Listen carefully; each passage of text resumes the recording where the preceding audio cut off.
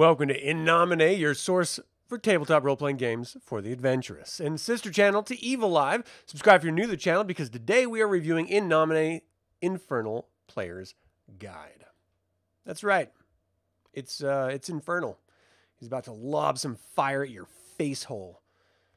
All right, well, this is... I should keep these on for a little bit. My initial thoughts of this is I'm surprised I didn't enjoy it more than I did. For what it is, I've always been attracted to that sort of left-hand path type imagery and concepts, and for some reason game books can be a slog. And I don't get it, because like the Corporeal Player's Guide I really got into. The Ethereal Player's Guide was a little bit rough, but there was still a lot of good in it. And the Liber Umbrarum, the Book of Ghosts, which was a sort of spin-off ghost-centric player's guide from the Corporeal Player's Guide, it was really good. It was great. I loved it.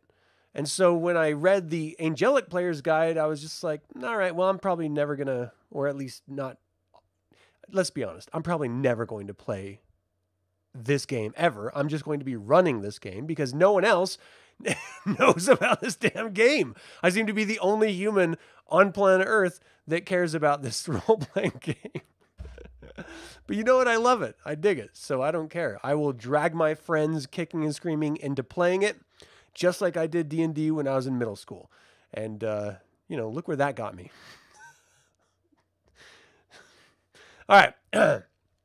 This was written by, prepare yourself, James L. Cambias, Sam Chupp, Genevieve Cogman, David Edelstein, Matthew D. Grau, Elizabeth McCoy, Walter Milliken, Derek Pearcy, and John Tynes. It was edited by Nettie Hartstock. The cover art was by Rowena, and it was published by Steve Jackson Games, October 7, 2004. I was going to do 2004, but that doesn't make sense. 2004.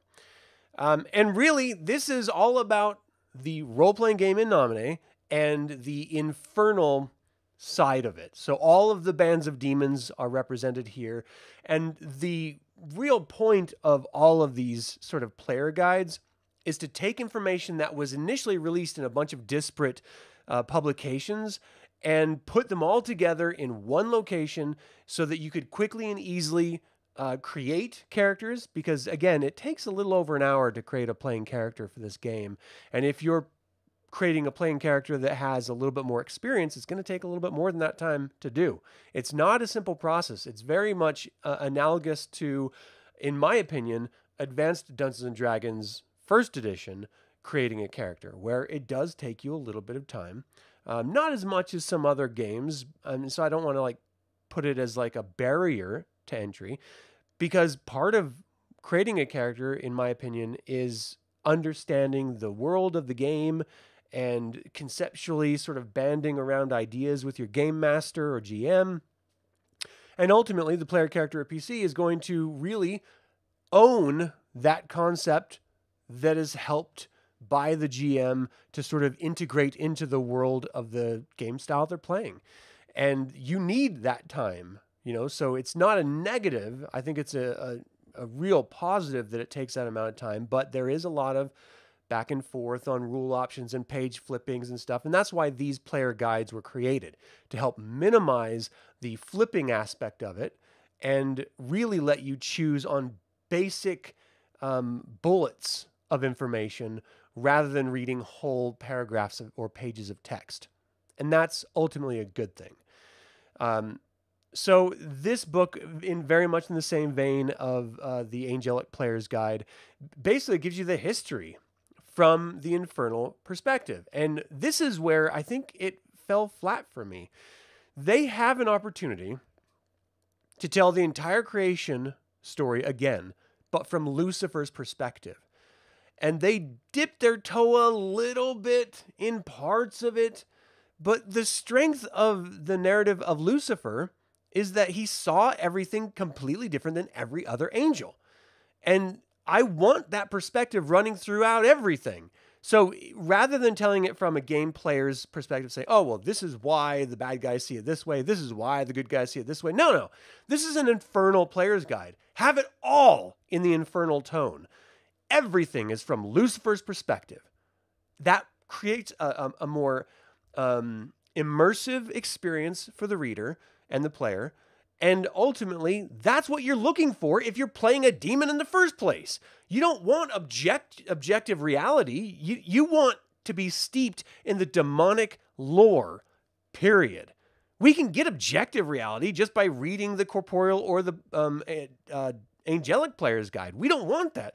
You need to really sell why it is important to play a demon, or why it could be a lot of fun to play a demon. And I feel like they fell flat in that aspect of it, which is a little bit frustrating.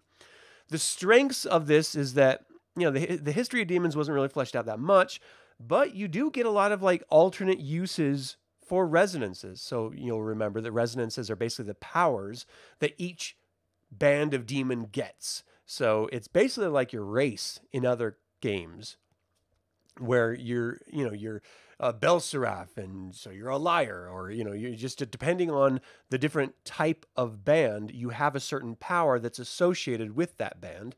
And this gives you alternate uses for those powers, which is incredibly important, because ultimately, ideally, you're not choosing a character based off a single power that they have.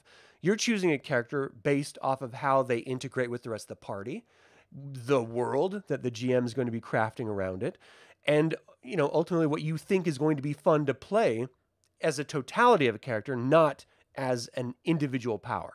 And so there's some cases where you may not actually use your resonance hardly ever in a game or in a campaign, because it just never really comes up.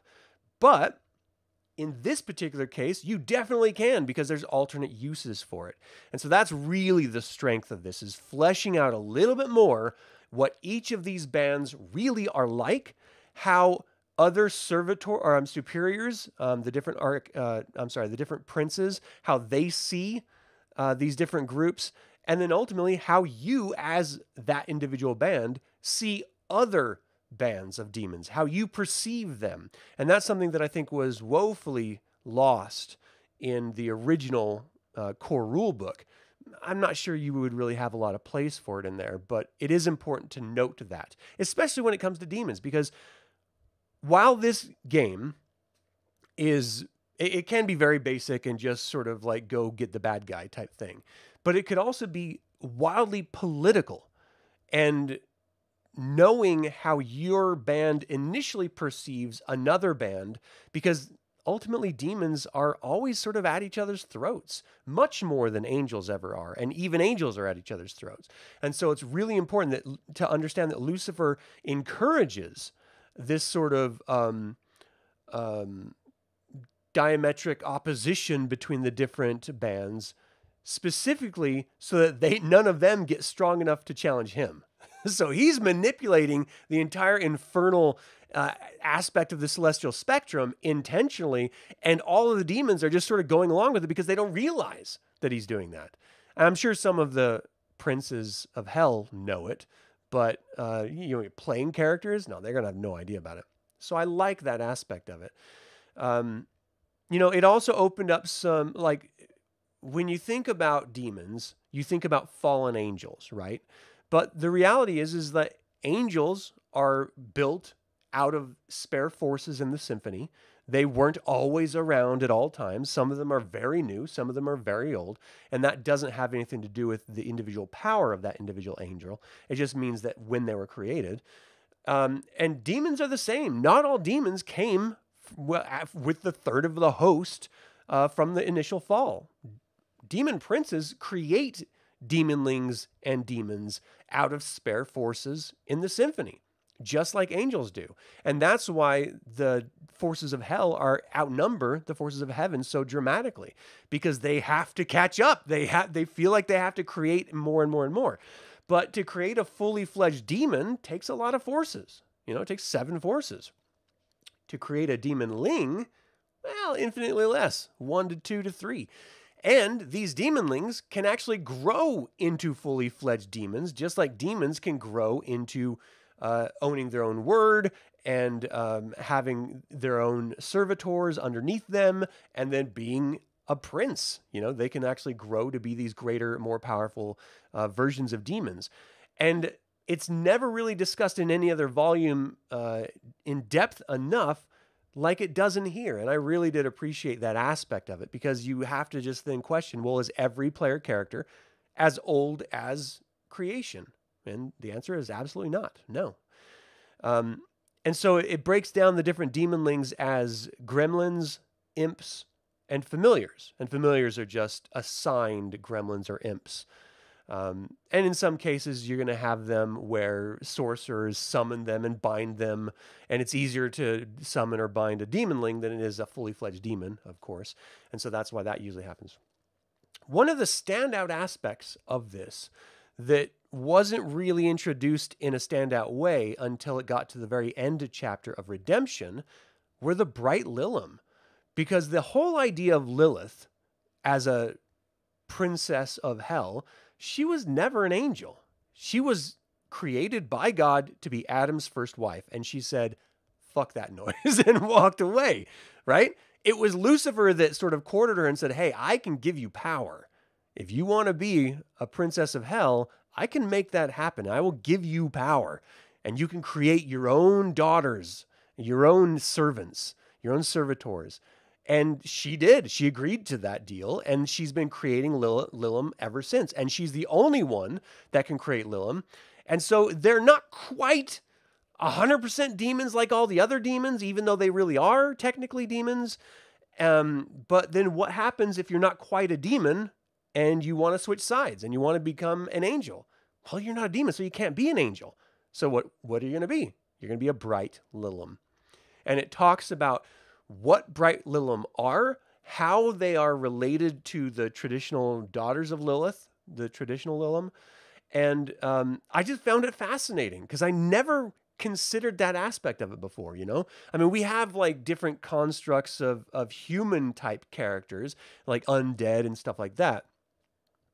But you always think of Lilith and the demons that follow Lilith as fully fledged demons. And they're just not quite that. But they're not weaker than other demons. They're just different.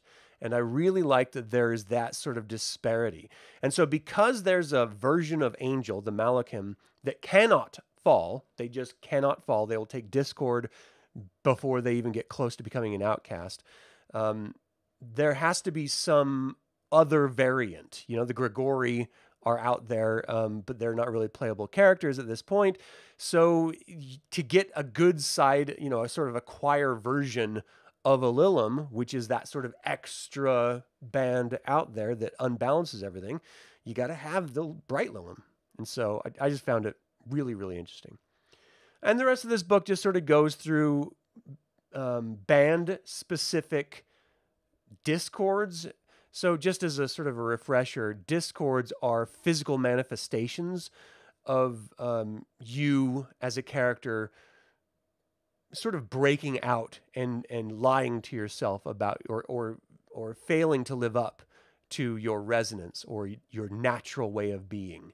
So you get dissonance, notes of dissonance, by acting against your nature.